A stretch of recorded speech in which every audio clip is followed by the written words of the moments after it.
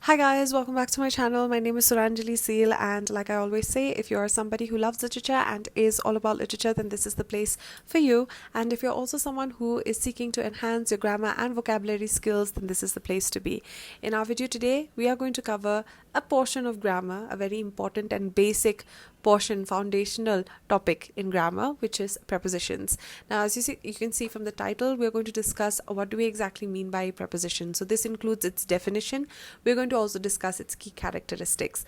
Now, if your foundational or basic grammar is clear, then you will know that there are three types of prepositions, right? Preposition of time, place, and direction. So I'm going to divide my videos on this particular topic into three parts. So today is part one. We are going to discuss what do we mean by preposition and also the preposition of direction in detail. In part 2, we're discussing the preposition of place, and in part 3, we'll discuss the preposition of time. So without any further ado, let's begin with our video for today. So right at the get-go, let's look at the definition of a preposition. What do we exactly mean by a preposition? So in grammar, a preposition is a connecting word or phrase that shows the relationship between a noun or pronoun and another word in the sentence, often indicating place, time, or direction. So it might sound very complicated, but it really isn't. Okay, I'll give you examples to understand this. In grammar, a preposition is a connecting word. Connecting word, that means between one word and another word, there's that connection in between. It connects two words or two phrases also. It can be a sentence also. Two phrases, it connects. Its job is to connect two words or phrases that shows the relationship between a noun and a pronoun, or between a noun or pronoun and another word in a sentence. So basically, it's a connecting word that connects a noun and another word, or a pronoun and another word. I'll give you an example, nothing to brainstorm over here. Your mother will ask you, where is the cat? You say the cat, the bed. Doesn't make sense. The noun over here is the cat and the bed. So the noun, the bed, or the cat, the bed, you'll say. So your mother will ask you, where is the cat? You'll say the cat is either on the bed, the cat is under the bed, the cat is sitting on the table, the cat is sitting on the chair or under the table. On, under, above, all of these words are the connecting dots. We are going to look at the types also, the words, actually, the prepositions. We're going to cover each of them. So it connects the noun and the other word. So if you just say the cat, the bed, it doesn't make sense. But if you say the cat is on the bed, the pen is on the table, it connects and completes the sentence. It makes sense. So a noun, okay, is something. What is a noun? A noun is a word other than a pronoun used to identify any class of people, places, or things. This is the most basic beginner's knowledge of grammar. A noun is something that identifies. Okay, it's an identifier. What is your name? My name is Suranjali Seal. Who are you? I'm a girl. Okay, who are you? I'm a woman. I'm a woman. If you say you belong to which gender, the female gender, nouns, identifier. Where do you stay? A house. What's your locality? All of these things, a place, a name, or a thing, anything that you identify is a noun. A pronoun is like a substitute. For example, you will not say that Suranjali woke up in the morning. Suranjali went to school. Suranjali woke up in the morning. Suranjali brushed her teeth. Suranjali took bath. Suranjali dried her hair. Suranjali combed her hair. Suranjali went to school. And then Suranjali came back home. Suranjali had lunch. It's repetitive. This is a noun. I'm repeating the noun far too many times. A pronoun is a word that replaces a noun or noun phrase to avoid repetition. That is, you'll say Suranjali woke up in the morning and then she went and brushed her teeth. After brushing her teeth, she actually combed her hair or took a bath, combed her hair, dried her hair, and then she went to school. Then she came back from school and she had lunch at home. So you are actually replacing the noun with a pronoun. It is also an identifier, but rather it's a substitute that avoids repetition. So examples include she, he, it, we, you, they. So you'll say that me and my friend A, B, C, D, all of us went out to Rome. Okay, and then you'll say we had lunch outside.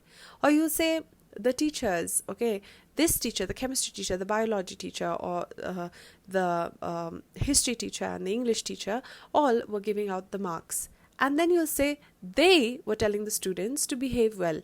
So you will not say the history teacher, the biology teacher, the English teacher gave out the marks. The history teacher, the English teacher, the biology teacher told them to behave well. It's repetitive. So this is the difference between a noun and a pronoun. It's basic grammar, so I'm assuming that all of you are clear with this. So a noun is used to identify any of a class of people, places, or things, or to name a particular one of these.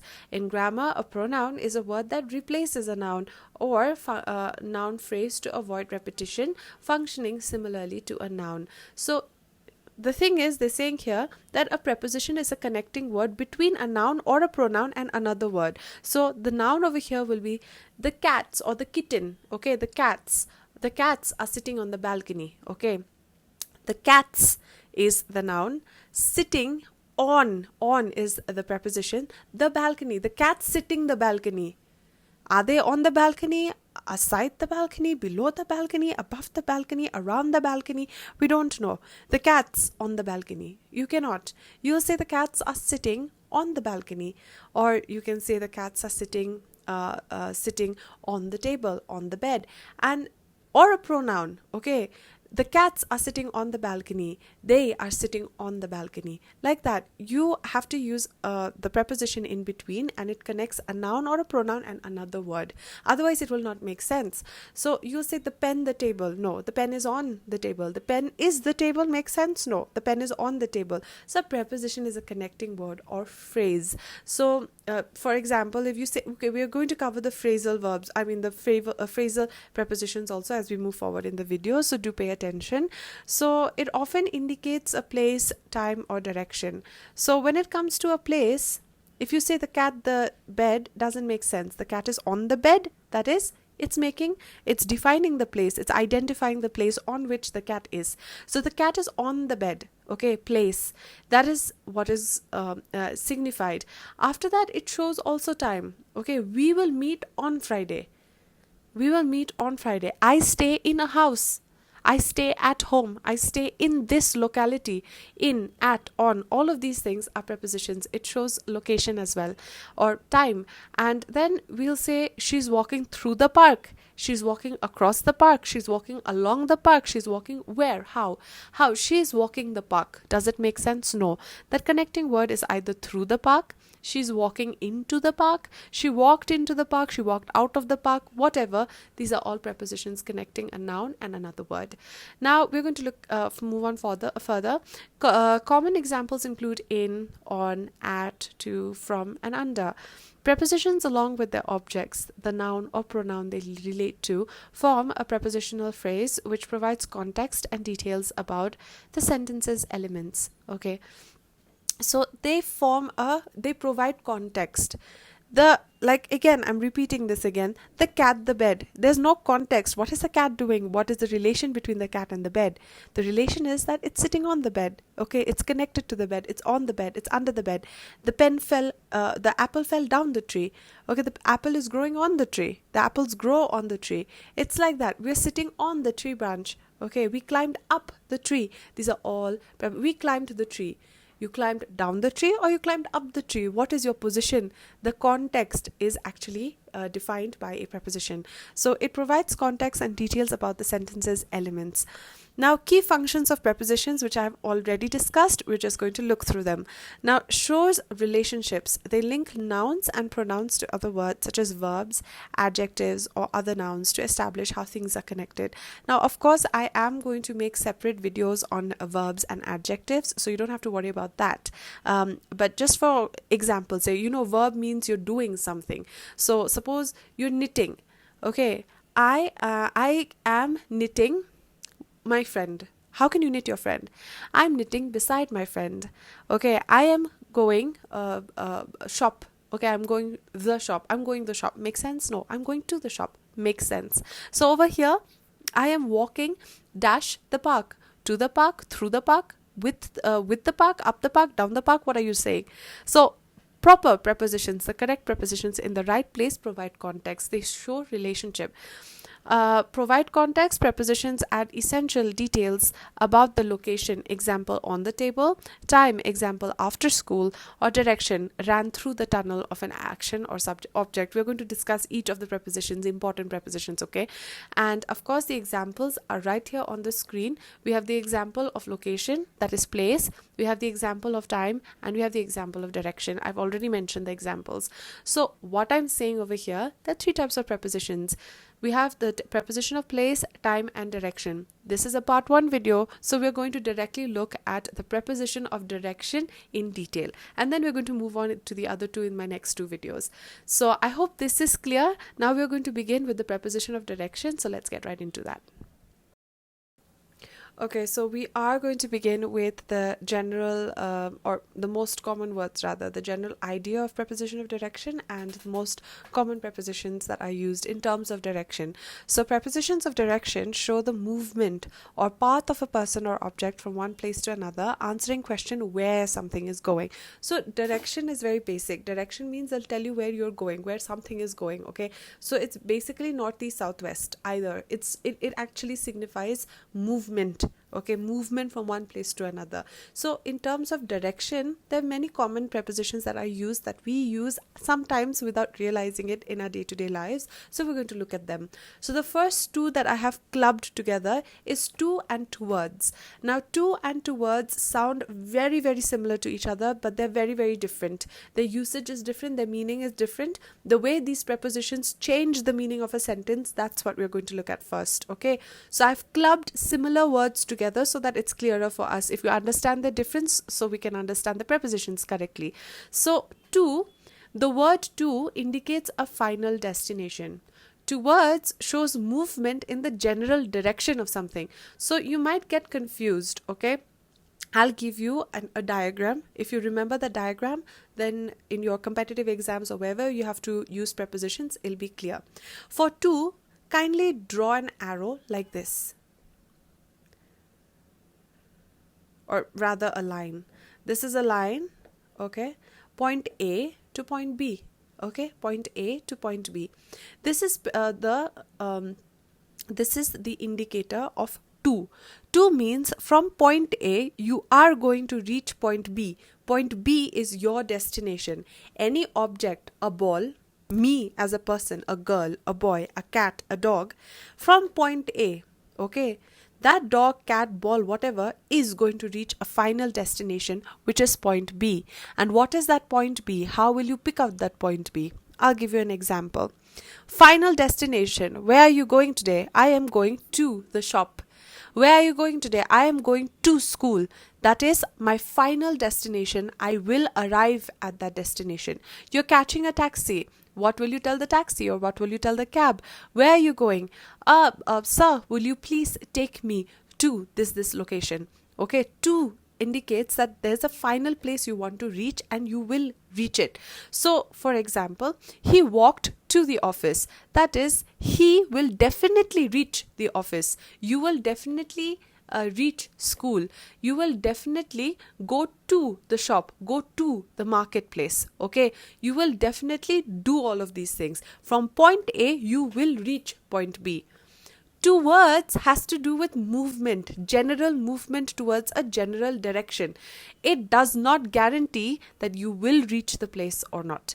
Towards is a direction, it is not a destination. To indicates a final destination is the word over here. From point A you will reach point B. But towards shows movement in a general direction. General direction, for example, you have, your school is there and near your school there's a restaurant. Okay, where you're going to eat. Now you're walking towards your school. You're not going to school. You're walking towards your school. Why are you walking towards your school? Because the restaurant is located near the school. It is not inside the school. If you have to go to school, you'll say, I am going to school. It's a final destination. But you will say, but your destination is near the school, right? So you're walking towards school. Okay, so there's no guarantee that you're going to enter school. Okay, there's no guarantee that you're going to reach the school. You are going towards your school to eat in a restaurant that's located near it. Okay, so if somebody meets you on the road, okay, they'll tell me, hi Suranjali, where are you going? Where are you headed? I was, I'm headed towards school. Oh, for what? Oh, there's a restaurant where I'm going to eat. So what is the restaurant? This is ABC restaurant. Oh, okay, see you, bye. So they'll ask you, where are you going? Will you say, I'm going to school? That's wrong. You're not going to school, you're going to the restaurant. Or if they ask you, where are you eating? I'm going to the restaurant. What's the restaurant's name? ABC. Okay, that is your final destination, the restaurant. But when you say towards, it indicates that you might stop in between. It means, the general direction. Have you seen those movies where, say, somebody has been kidnapped? Okay, this is just for the sake of example. Somebody has been kidnapped and they have come with the money, with the ransom, so that one side is the kidnapper, one side is the person with the money. So, and the other side is the police, and the police will say, walk towards me. They'll point the gun and they'll say, walk towards me. Towards means that if little bit wrong goes, there's a chance that this victim will not reach the police.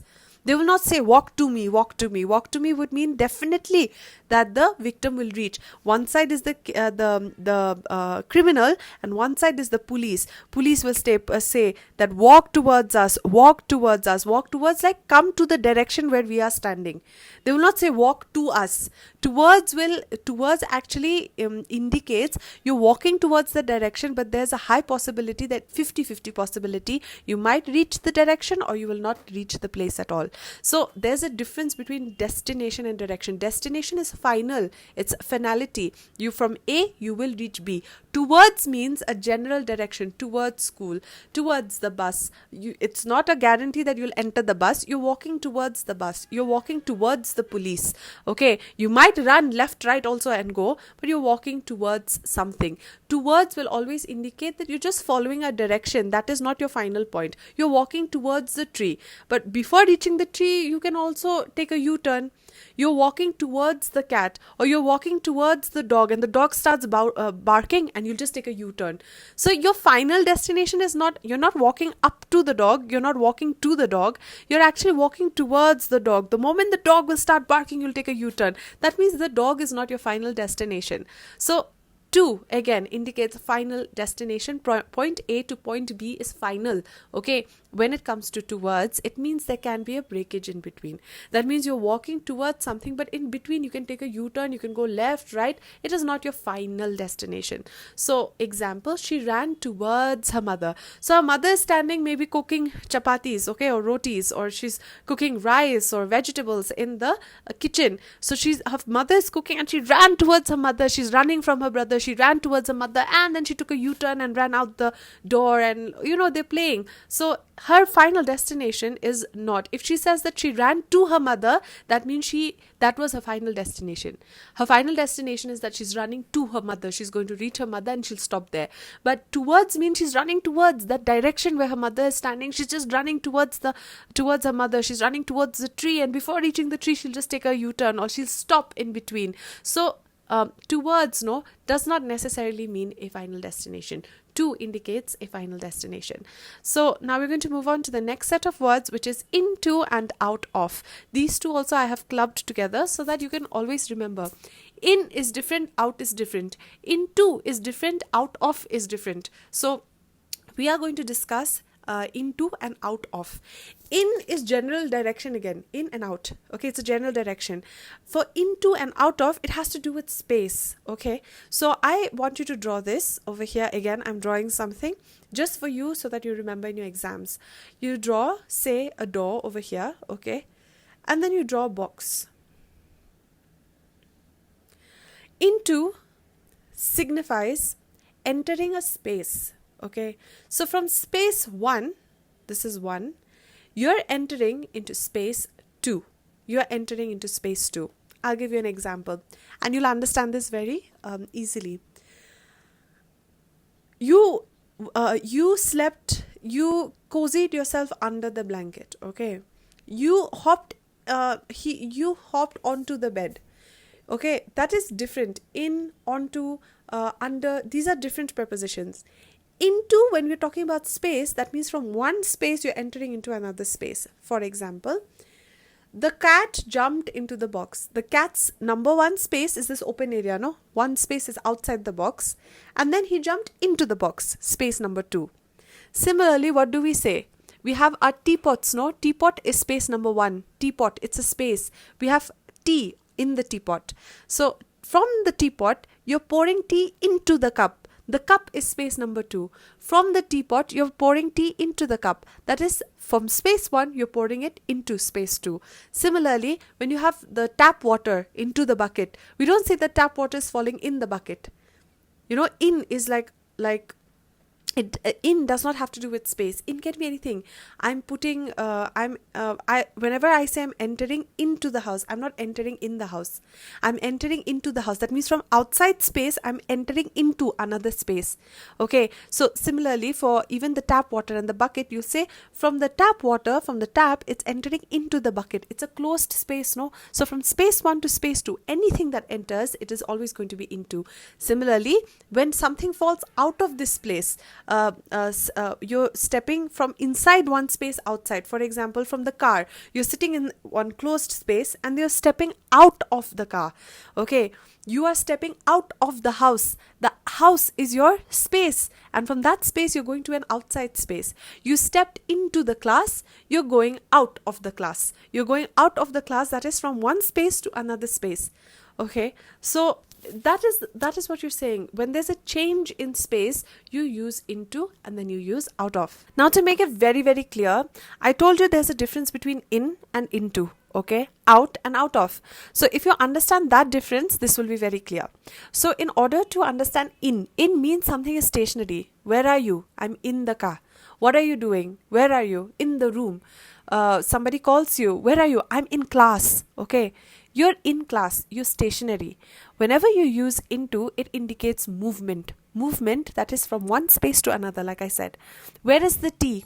In the cup. Where is the tea? In the cup. Okay, but if you have to pour the tea from the teapot into the cup from one space to another. Where is the water? It is in the bucket. But if you have to change the space, I am pouring water from the tap into the bucket. Okay, so in is stationary. In is always stationary. Where are you? In class. But if you walked into the class, it means movement from outside space to an inside space. So this is what it means. Out of is the same thing. Where are you? I'm out. Okay. Where are you? I'm sitting out. Okay. I'm waiting outside. I'm sitting outside. But if you say I'm out of, that means I just came out of the car. I just came out of my classroom. I just came out of the house. So that includes movement from one space to another. So I hope this is clear. We're going to move on to the next set of prepositions. So the next words that we're going to concern ourselves with, again, they're very confusing, but if you know the difference, then you can use them very correctly, okay? So one is up and down, okay? The other one is above and under. These are the ones. So up and above, down and under sound the same, but they have very, very different usage. So let's just cover up and down first. Up and down describes movement to a higher or lower position respectively. That is, up means going up the hill, up the road, whatever. Down means down the hill, down the road, whatever. So it shows movement from a particular position to a particular position. Again, from A to B. It's a position up or down. It is a movement. There's movement up or down. Above and under is also higher and lower. Okay, here see the definition here says up or down describes movement to a higher or lower position respectively. Under denotes movement to a lower position, or above it denotes a movement from a higher to a lower position or lower to a higher position respectively. That is, both of them have similar definitions, don't they? But there is a difference, like I said. Up, okay, up and down are movements. You go down the hill or you go down the slope. You go up the hill or up the slope, down the stairs, up the stairs. These are all movements. When we talk about above and under, they are stationary. They're stationary. That is, if this is a barrier, again I want you to draw. If this is a barrier, this is point A and point B. You're either above the barrier, there's no connection between the barrier, there's not necessarily a connection between the barrier, okay, and the point.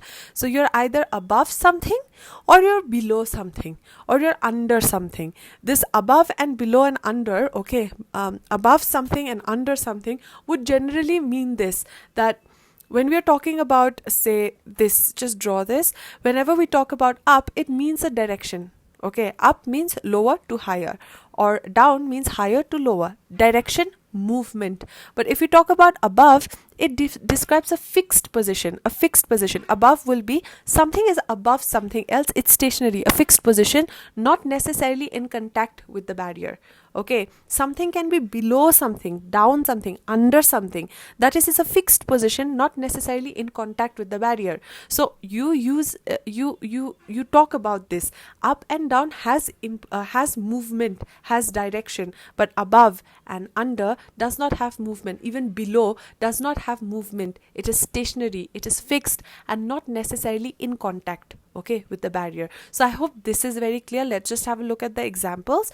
So for up, the birds flew up into the sky.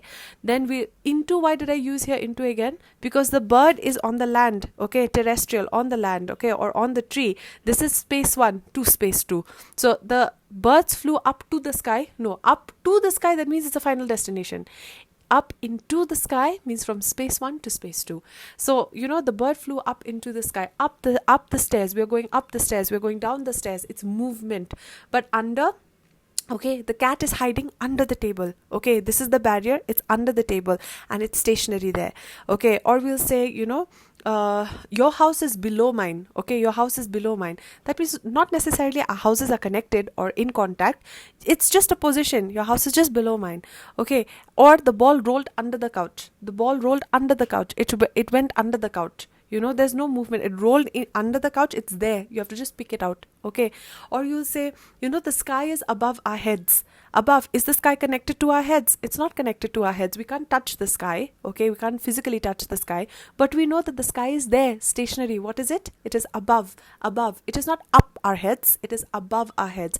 There's no necessary contact between our head and the sky. So I hope up, down, above, under, and below is very, very below the lake. This is the lake surface. You're below the lake. It's below it. Okay, it's a particular position, particular location. So that's why we use direction.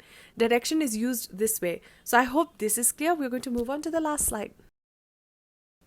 So the next thing that we clubbed together, the next two prepositions that I actually clubbed together is through and across, because sometimes you get very confused as to where to use through and where to use across. So first of all, we are going to use the preposition which is through. So through indicates moving inside something from one side to another. Across shows movement from one side to the other side of something. See, through, moving inside something from one side to another. Across, movement from one side to the other side of something. Sounds similar, okay, but there's a very fundamental difference between the two. So this is what I have made for you all so that the confusion is clear. When to use across and when to use through. You use across whenever there's a movement on a surface. Just imagine in your mind, whenever there's the word across comes to your mind, just imagine a plain piece of paper. So in a plain piece of paper, you're walking on top of it. Okay, just remember that. Use across for movement on a two-dimensional surface from one side to the other, one side of the paper to the other side of the paper. Now, in particular situations, suppose can birds fly across the paper? No. Okay, but for them, that two-dimensional surface, the paper for them is the sky. So from one side of the sky to the other, they're flying across the sky. Okay, suppose a dog. Okay, this paper can be its garden. The dog ran across the garden from one side of the garden to the other. Okay, so, or you can, another one is she swam across the river. This plain piece of paper is the river. Any two-dimensional surface. It can be a river, it can be the sky, it can be the garden. You ran across the road. Okay, you walked across the road. That road, that paper, okay, it's a sort of like a surface. Anything that has to do with the surface, from one side of the surface to the other side of the surface, is always across. Location to the other side. Use across to indicate a position on the opposite side of something. Okay, you stood across the road. You were standing across the garden. The birds flew across the sky. Okay, the house across the street belongs to my uncle. Anything that has to do with the surface. The street is a surface, the river is a surface, the surface of the river, right? Across it, surface of the sky, across it, surface of the road, across it. Anything that has to do with a two-dimensional surface, the surface. When to use through? Through is movement within a closed space. Through, whenever there's a closed space, you have to go through it. Okay, so it's either through the window. This is the closed space, right? The border of the window, you have to go through it. The door, border of the door, you have to go through it. The tunnel, trains pass through the tunnel, you have to go through the tunnel from one side to the other. Both of them talk about movement from one side to the other, but when it's across, it's a surface. It's not a closed space, it's a surface. But when it comes to through, it is always moving in and out of something. That is, you're moving into the tunnel and out of the tunnel. You're going into the forest and moving out of the forest, through the forest. For example, this side is a city, in the middle you have a forest, and again that side of the city. So from this city to that city you have to cross the forest. So you will not say I ran or I went across the forest, because it's not a plain surface. There are trees, there's like a canopy, there are trees overhead. It's like an enclosed space. So in order to go from this city to that city, you have to go through the forest, into the forest, through the forest. So if you have to enter your house, you have to go through the door. It's an enclosed space. On top of your head, there'll always be an enclosed space. For across, nothing on top, it's a surface. You either walk across, you swim across the river, you walk across the road, or anything that has to do. Birds flew across the sky, nothing really overhead. It's open, it's a surface. But for through, it's always an enclosed space. So you're going from one side to the other side of that enclosed space. Example, the children walked through the forest, entering something and going out of something. So entering and exiting something. Through indicates entering something from one side and exiting from another. So, example, the thief entered the house through a window. That is, you enter it through a window. So I hope that this is clear. So now we're going to move on to the last few sets of words. There are just 4 more prepositions, important ones that we can discuss. So first, let's look at over. Over describes movement above something. So we've already discussed above. Above means is a stationary position. There's always something below it. So up or down does not necessarily mean that there's something below it, like it does not mean that there has to be something below it and there's something up. Up is a direction up the hill, down the hill, up the stairs, down the stairs. These are directions. Okay, so for directions, it's not necessary that something has to be below it, but for above, it's usually over something, up something.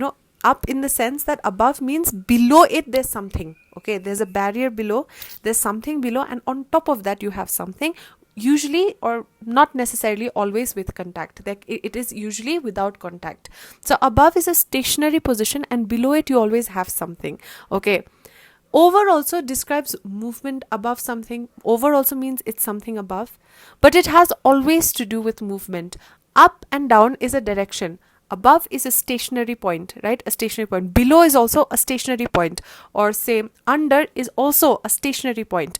But over, it denotes movement. It is also above. Necessarily, there's no contact between these two things, but it's movement. For example, the sky is above my head. It's stationary. This is my head. Something is below it. Okay, it's my head, and the sky is above my head. Okay. There's no movement, but the plane is moving across the sky, or the plane is moving over the sky, over the city.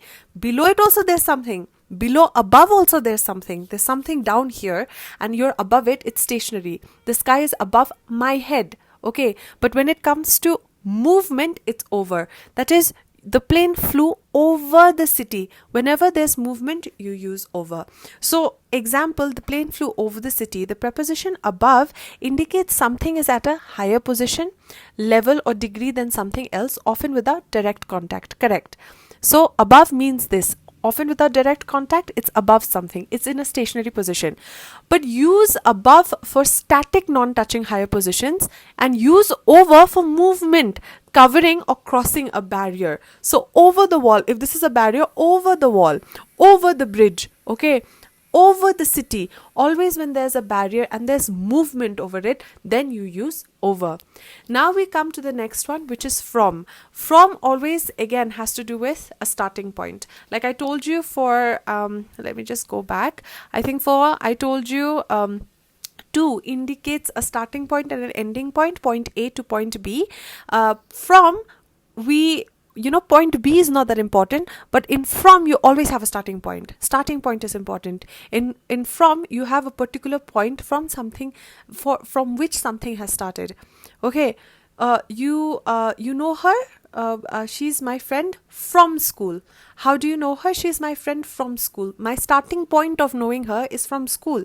Okay, where are you coming from? I am coming from school. I'm coming from home. I'm going to go from home to school. I'm going to go from home to the marketplace. So from, always remember, has to do with a starting point, beginning point. Okay, now points out the starting point of movement. Example, she walked from her home to the park. I'm going to cover another preposition, which is since. Since means there is a starting point but there's no ending point. You know her since school and we're still friends now also. Okay, I'll cover this in my next video, but I'll still give you the difference. From and since. From means there is a definite starting point. Okay, in since also there's a starting point. You know her from school. I'm going from home to school. Okay, you know her since. Since has to do with no ending. Since has to do for a long period of time. Since has to do with something that is still going on. You have been reading since class 5. Okay, you have been winning since 7 years old. You know her since school. That means till now you are friends. Till now you are in school. Till now you are still winning. Okay, like that. From has to do with a definite starting point. Anything from home to school. I'm going to go and buy apples. From where? From the shop. From starting point. These apples are going to come to your house from where? From the shop. So this is what you're going to use from for. From always has a starting point. Points out the starting point of movement. She walked from her home to the park. I hope this is clear. Now around. Around refers to movement in a circular path. This is very, very easy. There's nothing to actually explain here. Around something, don't beat around the bush. That means you're not on the point. Okay, just stick to the point. Don't beat around the bush. Don't go around the main point. So around something, the main point is in the middle, but you're moving around it. So around the lake is in the middle, you're moving around it. You can't go on the lake, you can't walk on the lake, you can't walk on water. So the main point is the lake, you're walking around it, because you can't go through it, you can't go under it, you can't go on it. Okay, you have to walk around the lake. Okay, now with this I have clubbed along, the preposition along. Along, the preposition of direction along indicates movement in a line or lengthwise. That is, just remember, two parallel lines that don't meet. We know what are parallel lines. Parallel lines are two lines that don't meet. So whenever in any exam this preposition around and along comes, for along you just remember parallel line. That means you're walking side by side. Okay, so if the river is flowing, something long, lengthwise, something that is very long, the road is very long, the railway track is very long, the river is very long, the beach is very long, along that you are walking. Okay, this is the road or the river, and along it parallelly you're walking. Okay, parallelly you're walking. So the preposition, it indicates movement in a line or lengthwise following the direction of something that is long, such as a road, a river, or a path. When will you use along? Movement in a line. When used with verbs of motion, along, that means when you're doing something, along describes movement in the direction of the length of something. Example, we walked along the riverbank, we walked along the beach. Okay, this is what we walked along something. That means something is already there, one long line, we're just parallelly walking with it. Okay, then position. Along can also show the position of something next to something else. Okay, we say tag along with us. Tag along, that means you and your friend are not going to merge into one. You're telling your friend, come along with us. Tag along. Parallelly, let us go to the market. Let us go together to the market. Tag along with us. Okay, that's what we say. So along can also show the position of something next to a long object, indicating it is located in a line beside it. That is always parallel line. Beside it, next to it, along, you're going parallelly. So anytime this word along comes. For around, round, you remember the circular motion. For along, always remember that it's a parallel line. Okay, so example, there were many trees along the road. That is, on the sides of the road you had trees. The longer the road, the trees were also that long. Okay, the long road had trees beside it. So you will not say that oh, there were so many trees beside the road. Okay, we're going to talk about beside in the next video, but you know, there were trees beside the road. No, you say there were many trees along the road. That is, from the starting point to the ending of the road, the trees were parallel to it. They were running along the road. So I hope that these set of prepositions are very clear. I took time to explain this because these are the basic ones that even appear in competitive exams, and often we get confused. So I hope that this video has been helpful to you. We have covered what do we actually mean by prepositions. We have also covered what are the key characteristics of prepositions, and finally the most major common basic foundational prepositions that we use in our day-to-day lives and form the basis of grammar, okay, of our language. So I hope that this video has been of help to you, and my next video we're going to talk of a preposition of place, so stay tuned for that. And if this video has been of help to you, then please do like the video, share the video, and subscribe to my channel for similar content. And till we meet again, I really hope that you stay healthy and happy. See you in the next one, guys.